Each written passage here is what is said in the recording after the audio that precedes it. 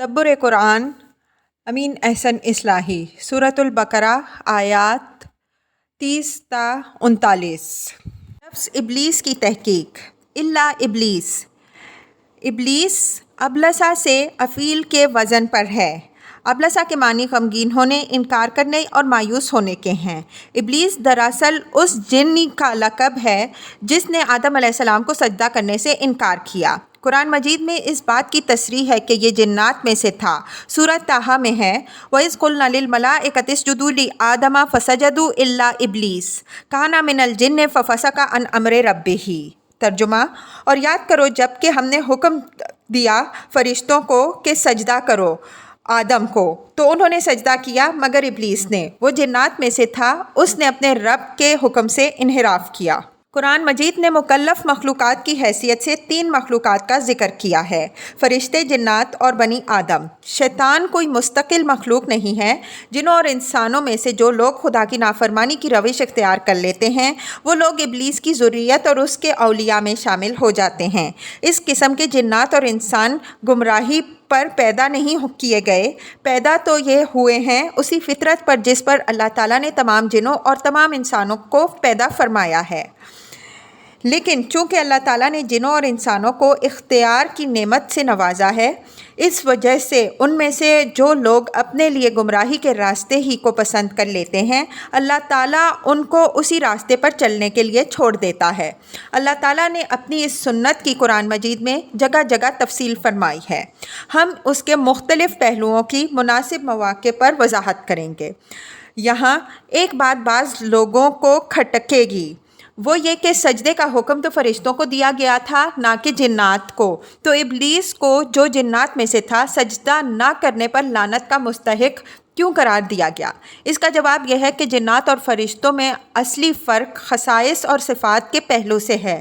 اپنی خلقت کے لحاظ سے جنات فرشتوں سے زیادہ دوری نہیں رکھتے۔ فرشتے نور سے پیدا ہوئے ہیں اور جنات نار سے۔ اسی وجہ سے معلوم ہوتا ہے کہ علی سبیل تغلیب جنات بھی اس حکم میں سجدہ میں شامل تھے، لیکن ان کے گمراہ فرد ابلیس نے سجدے سے انکار کیا۔ یہ رائے ہمارے بعض پچھلے مفسرین نے بھی ظاہر فرمائی ہے اور مجھے یہ رائے قوی معلوم ہوتی ہے۔ قاضی بیضاضی رحمۃ اللہ علیہ کے الفاظ ملاحظہ ہوں یا جن بھی فرشتوں کے ساتھ سجدے کے حکم میں شامل تھے، لیکن فرشتوں کے ذکر کے بعد جنات کے ذکر کی ضرورت اس وجہ سے باقی نہیں رہی کہ جب یہ بات معلوم ہو گئی کہ بڑوں کو کسی کی تعظیم و تکریم کا حکم ہوا ہے، تو اس سے یہ بات آپ سے آپ واضح ہو گئی کہ چھوٹے بھی اس حکم میں شامل ہیں۔ اس صورت میں فسجدوا کی جو ضمیر ہے وہ دونوں گروہوں کی طرف لوٹے گی۔ وَقُلْنَا يَا آدَمُ اسْكُنْ أَنْتَ وَزَوْجُكَ الْجَنَّةَ وَكُلَا مِنْهَا رَغَدًا حَيْثُ شِئْتُمَا وَلَا تَقْرَبَا هَٰذِهِ الشَّجَرَةَ فَتَكُونَا مِنَ الظَّالِمِينَ۔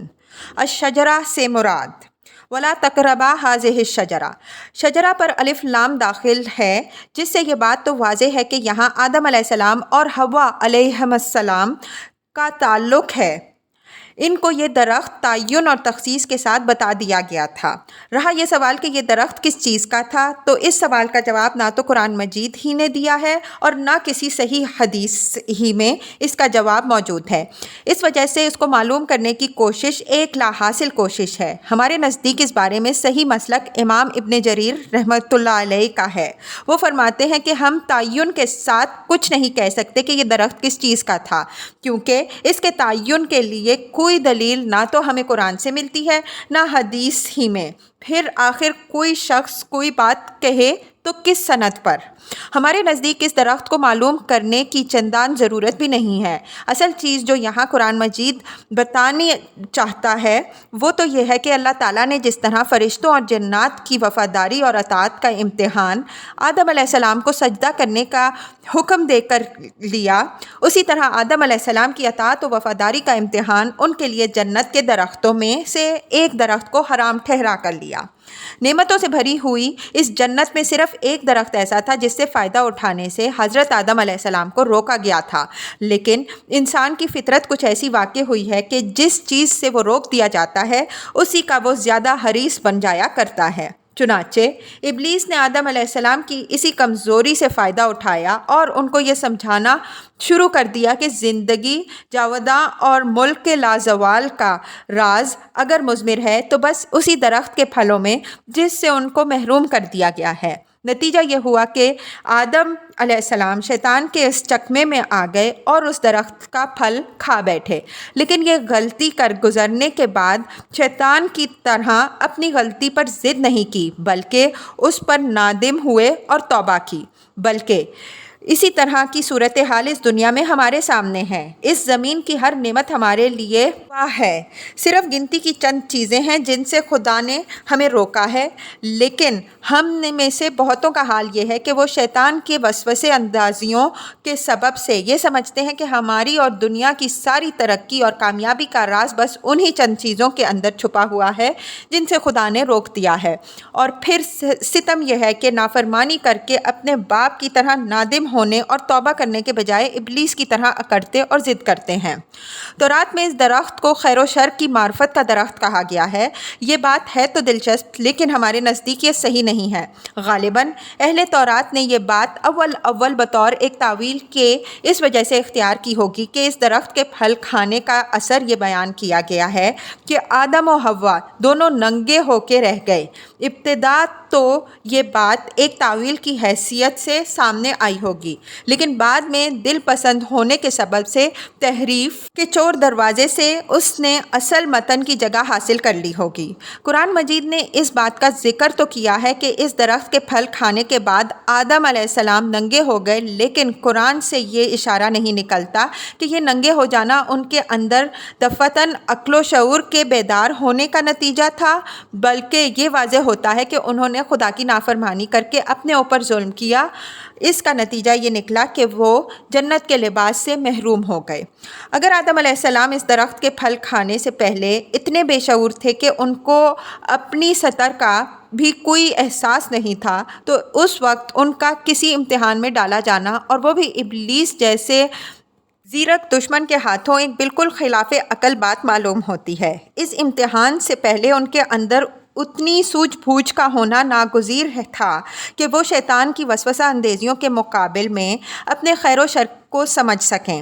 اگر وہ اس سوجھ بوجھ سے عاری تھے تو ان کا شیطان کے فتنے میں پڑ جانا بالکل واضح تھا، اور خدا کے انصاف سے یہ بات بالکل بعید ہے کہ وہ ان کو شیطان کے مقابل میں لا کھڑا کرتا اور پھر ان کی لغزش پر ان کی گرفت کرتا۔ فَأَزَلَّهُمُ الشَّيْطَانُ عَنْهَا فَأَخْرَجَهُمَا مِمَّا كَانَا فِيهِ وَقُلْنَا اهْبِطُوا بَعْضُكُمْ لِبَعْضٍ عَدُوٌّ وَلَكُمْ فِي الْأَرْضِ مُسْتَقَرٌّ وَمَتَاعٌ إِلَىٰ حِينٍ۔ اہبطوا کا خطاب کن سے ہے؟ اہبطوا کا خطاب حضرت ابن عباس رضی اللہ عنہ اور بعض دوسرے اہل تاویل کے نزدیک حضرت آدم علیہ السلام، حوا علیہ السلام اور ابلیس سے ہے، اور ابن زید کے نزدیک آدم علیہ السلام اور حوا علیہ السلام اور ان کی ذریت سے۔ ہمارے نزدیک ان میں سے صحیح تاویل حضرت ابن عباس رضی اللہ عنہ کی ہے۔ اس کی وجہ یہ ہے کہ یہاں یہ جو فرمایا کہ تم ایک دوسرے کے دشمن ہوگے، تو یہ دشمنی اپنی فطری بنیاد اگر رکھتی ہے تو آدم اور ابلیس کے اندر ہی رکھتی ہے، آدم و حوا کے اندر نہیں رکھتی۔ آدم و حوا کے درمیان تو فطری ربط، الفت و مودت کا ہے، اسی طرح اولاد آدم کے اندر بھی فطری ربط و تعلق دراصل اخوت اور محبت کا ہے۔ ان کے اندر دشمنی اور عداوت کا بیج اگر پڑتا ہے تو شیطان کی کوششوں سے پڑتا ہے، اور اسی کی فساد انگیزیوں سے یہ پرورش بھی پاتا ہے۔ انسان کی اپنی فطرت کے اندر اس تخم فساد کی پرورش کے لیے کچھ زیادہ صلاحیت نہیں ہے۔ شیطان اور آدم کی اس فطری عداوت کا ذکر قرآن مجید میں متعدد جگہ پہ آیا ہے۔ فَقُلْنَا يَا آدَمُ إِنَّ هَٰذَا عَدُوٌّ لَكَ وَلِزَوْجِكَ فَلَا يُخْرِجَنَّكُمَا مِنَ الْجَنَّةِ طٰہٰ 117۔ ترجمہ: ہم نے کہا اے آدم، یہ ابلیس تمہارا اور تمہاری بیوی کا دشمن ہے، تو کہیں یہ تمہیں جنت سے نکلوا کے نہ چھوڑے۔ أَفَتَتَّخِذُونَهُ وَذُرِّيَّتَهُ أَوْلِيَاءَ مِن دُونِي وَهُمْ لَكُمْ عَدُوٌّ سورہ کہف آیت 50۔ ترجمہ: تو کیا تم ابلیس اور اس کی اولاد کو میرے بالمقابل اپنا دوست بناؤ گے حالانکہ وہ تمہارا دشمن ہے؟ اولاد آدم اور شیطان کے درمیان فطری تعلق کی نوعیت۔ اولاد آدم میں سے اگر بہت سے لوگ ابلیس اور اس کی ذریت سے دوستی قائم کر لیتے ہیں تو اس کی وجہ یہ نہیں ہے کہ ان کے درمیان فطری تعلق در حقیقت دوستی ہی کا ہے۔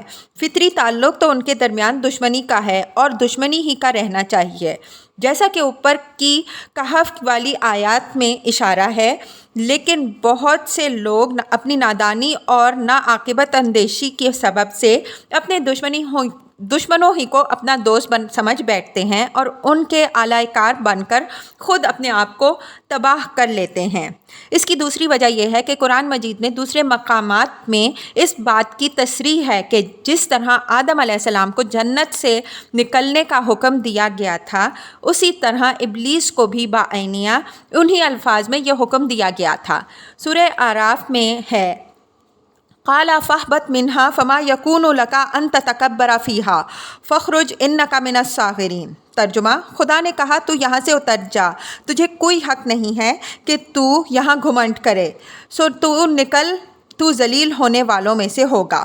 تیسری وجہ یہ ہے کہ بعض جگہ اس حکم کے ساتھ جمیعاً کا لفظ بطور تاکید آ گیا ہے۔ مثلاً سورہ طٰہٰ میں ہے اہبطا منہا جمیعا۔ خود اس صورت میں بھی آگے چل کر ہے کل نہبطوا منہا جمیعا۔ اگر یہ خطاب صرف آدم و حوا سے مانا جائے تو پھر جمیعا کا لفظ کچھ غیر ضروری سا ہو کے رہ جاتا ہے، اور اگر اس کو مفید بنانے کے لیے یہ فرض کیا جائے کہ آدم و حوا کے ساتھ یہ حکم ان کی اولاد کے لیے بھی تھا تو یہ ایک تکلف سا ہوگا، کیونکہ ذریت آدم کے متعلق اس مرحلے تک اگر کوئی بات سامنے آئی ہے تو صرف اس حد تک آئی ہے کہ ان سے خدا کی ربوبیت کا اقرار لیا گیا ہے اور آدم علیہ السلام اور فرشتوں کو ان کا مشاہدہ کرایا گیا۔ یہ ماننے کے لیے قرآن میں مشکل ہی سے کوئی دلیل مل سکے گی کہ آدم علیہ السلام کی ذریت آدم کے ساتھ جنت میں تھی اور وہ اپنے باپ کے گناہ میں جنت سے نکالی بھی گئی۔ رہی یہ بات کہ بعض جگہ قرآن مجید میں مثنیٰ کا صیغہ استعمال ہوا ہے، اور یہ ایک واضح دلیل ہے اس بات کی کہ خطاب حضرت آدم علیہ السلام اور حوا علیہ السلام ہی سے ہو، تو ہمارے نزدیک یہ دلیل بھی کچھ زیادہ وزنی نہیں ہے۔ بلا شبہ بعض جگہ مثنیٰ کا صیغہ استعمال ہوا ہے، مثلاً اہبطا منہا جمیعا بعضکم لبعض عدو فاما یأتینکم منی ھدی فمن تبع ھدایا فلا یضل ولا یشقی۔ طٰہٰ 123۔ اس سے اترو سب، تم ایک دوسرے کے دشمن ہو، بس اگر آئے تمہارے پاس میری طرف سے کوئی ہدایت تو جو میری ہدایت کی پیروی کریں گے وہ نہ تو گمراہ ہوں گے اور نہ محروم۔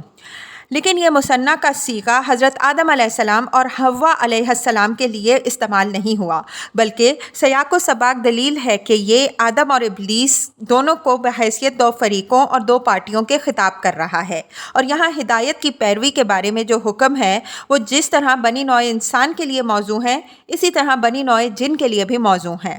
فَتَلَقَّىٰ آدَمُ مِن رَّبِّهِ كَلِمَاتٍ فَتَابَ عَلَيْهِ إِنَّهُ هُوَ التَّوَّابُ الرَّحِيمُ۔ توبہ کے بارے میں سنت اللہ۔ فَتَلَقَّىٰ آدَمُ مِن رَّبِّهِ كَلِمَاتٍ فَتَابَ عَلَيْهِ۔ توبہ کے معنی رجوع کرنے کے ہیں۔ جب اس کا صلہ علی کے ساتھ آتا ہے تو یہ اس بات کی طرف اشارہ ہوتا ہے کہ اس کے اندر رحم کا مضمون چھپا ہوا ہے۔ تلقہ کے لفظ سے یہ معلوم ہوتا ہے کہ توبہ کے یہ الفاظ حضرت آدم علیہ السلام کے اوپر اللہ تعالیٰ کی طرف سے نازل ہوئے۔ دوسری جگہ قرآن مجید میں ان الفاظ کا حوالہ بھی ہے۔ قَالَا رَبَّنَا ظَلَمْنَا أَنفُسَنَا وَإِن لَّمْ تَغْفِرْ لَنَا وَتَرْحَمْنَا لَنَكُونَنَّ مِنَ الْخَاسِرِينَ۔ اعراف 32۔ اور ان دونوں نے دعا کی کہ اے رب، ہم نے اپنی جانوں پر ظلم کیا، اور اگر تو نے ہمیں نہ بخشا اور ہم پر رحم نہ فرمایا تو ہم برباد ہونے والوں میں سے بن جائیں گے۔ توبہ کے لیے حضرت آدم علیہ السلام کا بے قرار ہونا اور توبہ کے الفاظ کا ان کے دل میں ڈالا جانا اللہ کی اس سنت کا پتہ دیتا ہے جو توبہ کے متعلق اس نے پسند کی ہے۔ وہ سنت یہ ہے کہ بندہ جب کوئی گناہ کر گزرتا ہے تو ندامت و شرمندگی اور اللہ تعالیٰ کی طرف رجوع کرنے کا ایک احساس اس کے اندر خود بخود ابھرتا ہے۔ اس احساس کا تقاضا اس کی فطرت میں ہے، اور یہ اس وقت تک برابر بھرتا رہتا ہے جب تک انسان اپنی غلطیوں اور گناہوں پر اصرار کر کے اپنے اس احساس کو بالکل کچل کے نہ رکھ دے۔ اسی خاص کام کے لیے اللہ تعالیٰ نے انسان کے اندر نفس لوامہ کو ودیت فرمایا ہے۔ اس سے متعلق دوسری تفصیلات مناسب موقع پر آئیں گی۔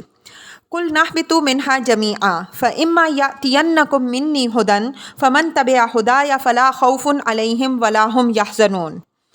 قل نہبطوا منہا جمیعا، یہ الفاظ 2 مرتبہ دہرائے گئے ہیں، ایک مرتبہ حضرت آدم علیہ السلام کی لغزش کے بعد، پھر دوبارہ ان کی توبہ کے بعد۔ لغزش کے بعد اس کا ذکر اس لغزش کا نتیجہ بیان کرنے کے لیے ہوا ہے جو اس امتحان کی حکمت بیان کرنے کے لیے ہے۔ مطلب یہ ہے کہ اللہ تعالیٰ اب تمہیں دنیا میں بھیج کر تمہارا امتحان کرنا چاہتا ہے تاکہ تمہارے برے اور بھلے کا امتیاز ہو سکے۔ تو جو اس امتحان میں پورے اتریں گے وہ اس جنت کے وارث بنیں گے، جو اس امتحان میں فیل ہو جائیں گے وہ اس جنت سے محروم کر دیے جائیں گے۔ نبوت کے اجرا کا پہلا وعدہ۔ فَإِمَّا يَأْتِيَنَّكُم مِّنِّي ھُدًى، یہ اللہ تعالیٰ کی طرف سے حضرت آدم علیہ السلام اور ان کی ذریت کے لیے نبوت اور رسالت کا سلسلہ جاری کرنے کا وعدہ ہے۔ حضرت آدم علیہ السلام کی لغزش سے انسانی فطرت اور انسانی عقل کا وہ ضعف ظاہر ہو گیا جو انسان کو وحی الہی کی رہنمائی اور انبیاء علیہم السلام کی دستگیری کا محتاج ثابت کرتا ہے۔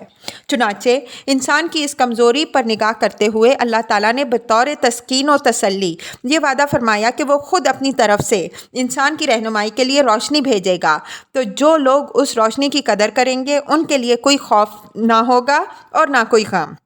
نہ کوئی خوف ہوگا اور نہ کوئی غم کے الفاظ قرآن مجید میں جنت کی تعبیر کے لیے خاص ہیں۔ غور کیجئے تو معلوم ہوگا کہ جنت کی تعبیر کے لیے یہ الفاظ بہت جامع ہیں۔ خوف کسی پیش آنے والے خطرے کا ہوا کرتا ہے اور حزن ماضی یا حاضر کے کسی خسارے کا۔ ایسی جگہ جہاں نہ ماضی کا کوئی غم ہو اور نہ مستقبل کا کوئی خطرہ جنت ہی ہو سکتی ہے۔ والذین کفروا وکذبوا بآیاتنا اولئک اصحاب النار ھم فیہا خالدون۔ والذین کفروا وکذبوا بآیاتنا، یہ آیت اوپر والی آیت کے بالمقابل ہے، اور اوپر والی آیت میں ان لوگوں کا صلہ بیان ہوا ہے جو اللہ تعالیٰ کی اتاری ہوئی ہدایت کی پیروی کریں گے۔ اس آیت میں ان لوگوں کا انجام بیان ہوا ہے جو اللہ تعالیٰ کی آیات کی تکذیب کریں گے۔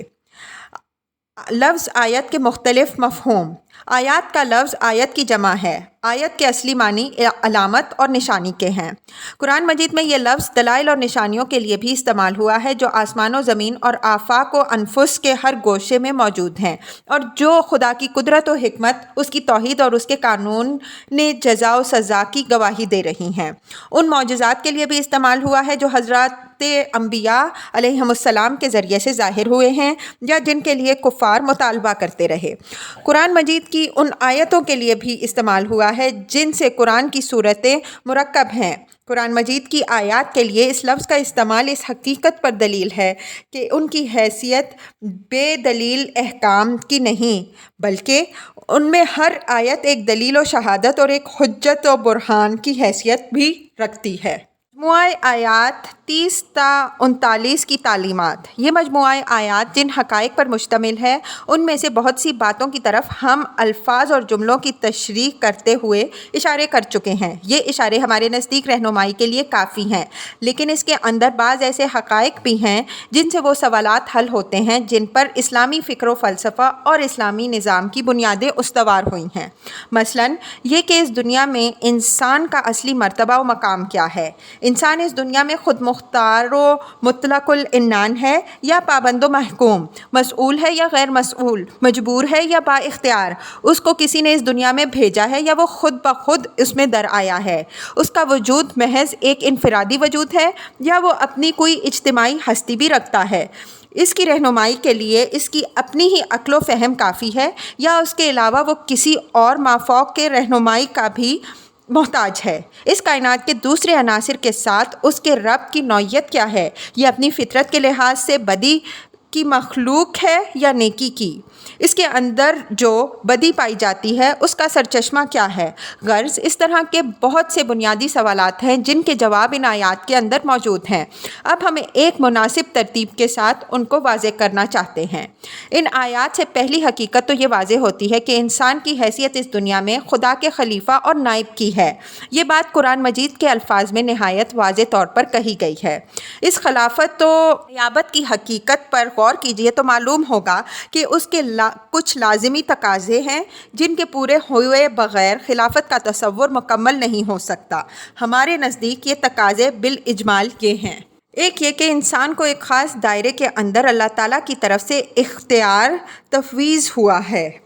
اس کی وجہ یہ ہے کہ جو ذات خود ہر جگہ حاضر و ناظر ہے، جو ہر قسم کے تصرف پر خود پوری قدرت رکھتی ہو، جو کسی کی مدد اور کسی کی اعانت کی محتاج نہ ہو، جس کو ایک پل کے لیے بھی اپنی مملکت کے امور و معاملات سے کش یا غیر حاضر ہونے کی ضرورت نہ پیش آتی ہو، اس کی طرف سے کسی کو اپنا خلیفہ یا نائب بنانے کے معنی اس کے سوا کچھ اور ہو ہی نہیں سکتے کہ وہ اپنے خلیفہ کو کچھ اختیار دے کر یہ امتحان کرنا چاہتی ہے کہ یہ ان اختیارات کو کس طرح استعمال کرتا ہے، کو اپنے مستخلف کی مرضی کے مطابق استعمال کرتا ہے یا اس کی مرضی سے بے پرواہ ہو کر اپنی منمانی کرنے لگ جاتا ہے۔ دوسرا یہ کہ جب انسان خلیفہ اور نائب ہے تو یہ عین اس کی خلافت اور نیابت کا اقتضا ہے کہ مستخلف کی طرف سے اس کی آزادی کے حدود معین و معلوم ہوں، اس کو واضح طور پر یہ بتا دیا گیا ہو کہ کن امور میں اس کو مستخلف کے مقرر کردہ حدود کی پابندی کرنی ہے اور کن امور میں اس کو اپنی صوابدید پر عمل کرنے کی آزادی بخشی گئی ہے۔ دوسرے الفاظ میں اس کی تعبیر اگر کی جائے تو یوں بھی ہو سکتی ہے کہ عین خلافت و نیابت کی فطرت کا اقتضا ہے کہ انسان کی ہدایت و رہنمائی کے لیے خدا کی طرف سے شریعت و ہدایت نازل ہو۔ تیسرا یہ کہ جب انسان خدا کا خلیفہ اور نائب ہے تو اس کے مطلق العنان اور غیر مسئول ہونے کا تصور بنیادی طور پر غلط ہے۔ کوئی صاحب قدرت اور علیم و خبیر مستخلف اپنے خلیفہ کو شتر بے مہار بنا کر نہیں چھوڑ سکتا۔ وہ لازماً اپنے خلیفہ کی ایک بددیانتی اور ایک خیانت پر اس کا مواخذہ بھی کرے گا، اور اگر اس نے اپنے فرائض صحیح طور پر انجام ویسے دیے ہوں گے تو اس کو اس کی خدمات کا بھرپور صلہ دے گا۔ چوتھا یہ کہ عین منصب خلافت کی فطرت کا تقاضا ہے کہ یہ منصب صفات کے ساتھ مشروط ہو، غیر مشروط نہ ہو، یعنی منشائے خلقت کے لحاظ سے تو یہ منصب تمام بنی نوع انسان کے لیے عام ہے۔ ہر انسان خدا کا خلیفہ ہے، لیکن یہ اس منصب کی فطرت کا تقاضا ہے کہ اس کے جائز حقدار وہی ہوں جو خدا کی خلافت کے حق کو وفاداری کے ساتھ ادا کریں۔ جو اس کا حق کو ادا نہ کریں وہ خدا کے خلیفہ نہیں بلکہ اس کے باغی و غدار ہیں۔ پانچواں یہ کہ یہ منصب اپنے مزاج کے لحاظ سے صرف ایک انفرادی منصب نہیں ہے بلکہ ایک اجتماعی اور سیاسی منصب ہے۔ تمام انسانوں کو کم از کم ان سارے لوگوں کو جو اس منصب کی ذمہ داریوں پر ایمان رکھتے ہیں انفرادی طور پر بھی اس منصب کے فرائض پورے کرنے ہیں اور اجتماعی طور پر بھی اس کے مقاصد کو بروئے کار لانے کے لیے ایک نظام قائم کرنا ہے، کیونکہ اس نظام کے بغیر اس کے مقاصد پورے نہیں ہو سکتے۔ چھٹا یہ کہ خلافت خیر و فلاح کی ضامن اس وقت تک رہ سکتی ہے جب تک یہ اصل مستخلف کے احکام و ہدایات کے مطابق چلائی جائے۔ اگر اس کے احکام کو پس پشت ڈال کر انسان اس کو اپنی خواہشات کے مطابق چلانے کی کوشش کرے گا تو اس کا لازمی نتیجہ یہ نکلے گا کہ اس زمین میں خوریزی اور فساد برپا ہو۔ حقیقت یہ واضح ہوتی ہے کہ انسان کو جب اللہ تعالیٰ نے یہ درجہ دیا ہے کہ فرشتوں نے اس کو سجدہ کیا اور ابلیس اس کو سجدہ نہ کرنے کے سبب سے ملعون ہوا، تو یہ بات کسی طرح اس کے شایان شان نہیں ہے کہ وہ جنات یا فرشتوں میں سے کسی کو خدا کا شریک سمجھ کر ان کی پرستش کرے۔ جہاں تک خدا کا تعلق ہے، اس کے آگے جس طرح انسان عاجز و بے کس ہے، اسی طرح فرشتے اور جنات بھی عاجز و بے کس ہیں۔ ان کے پاس جو علم ہے وہ بھی خود ان کا اپنا اور ذاتی نہیں بلکہ تمام تر اللہ تعالیٰ ہی کا عطا کردہ ہے۔ اگر اللہ تعالیٰ چاہے تو انسان علم میں فرشتوں سے بھی بازی لے جا سکتا ہے۔ اس وجہ سے بندگی اور پرستش کا حقیقی حقدار صرف اللہ ہی ہے۔ انسان اگر اس حق میں جنوں اور فرشتوں کو بھی شریک کرتا ہے تو صرف اللہ تعالیٰ ہی کی توہین نہیں کرتا بلکہ خود اپنی بھی توہین کرتا ہے۔ تیسری حقیقت ان آیات سے یہ واضح ہوتی ہے کہ انسان اپنی فطرت کے لحاظ سے کوئی مجرم اور فسادی وجود نہیں ہے، بلکہ اللہ تعالیٰ نے اس کو نہایت اچھی صلاحیتوں اور نہایت اعلیٰ قابلیتوں کے ساتھ پیدا کیا۔